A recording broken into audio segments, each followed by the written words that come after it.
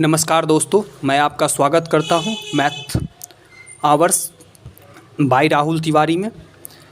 इस वीडियो के माध्यम से मैं आपको बहुलक क्वेश्चन या मोड जिसको इंग्लिश में बोला जाता है उसका क्वेश्चन बताने जा रहा हूं।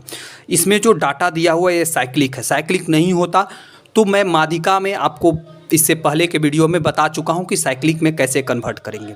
और जब भी हमको बहुलक निकालना हो तो हमें सिर्फ और सिर्फ बारंबारता फ्रीक्वेंसी की आवश्यकता होती है। बारंबारता जिसे बोला जाता है फ्रीक्वेंसी, हमें बस और बस फ्रीक्वेंसी की आवश्यकता होती है। तो इसमें देखिए इनका दिया हुआ और इनकी फ्रीक्वेंसी भी दी हुई है।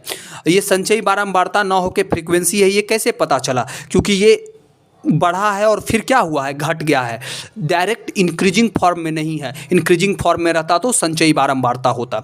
अब इनको मैं इनका सॉल्यूशन तैयार करता हूँ। 1 से 10, 10 से 20, 20 से 30, 30 से 40, 40 से 50 और 50 से 60। देखिए बारंबारता 3, 16, 26, 31, 16 और 8 है। अब हमको पता करना पड़ेगा कि इसका बहुलक वर्ग क्या है, क्योंकि हम बहुलक निकाल रहे हैं तो बहुलक वर्ग चाहिए, माध्यिका निकाल रहे हैं तो माध्यिका वर्ग चाहिए। माध्यिका वर्ग होता है n/2, बहुलक वर्ग होता है वैसा वर्ग जिसमें बारंबारता सबसे ज़्यादा बार आया हो, किसी भी नंबर की बारंबारता सबसे अधिक बार हो। तो सबसे अधिक बार बारंबारता किस वर्ग की है? 31। किसकी है? 30 से 40 वर्ग की।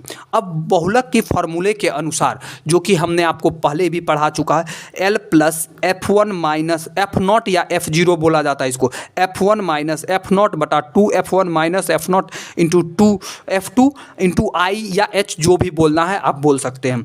अब देखिए F1 क्या होगा?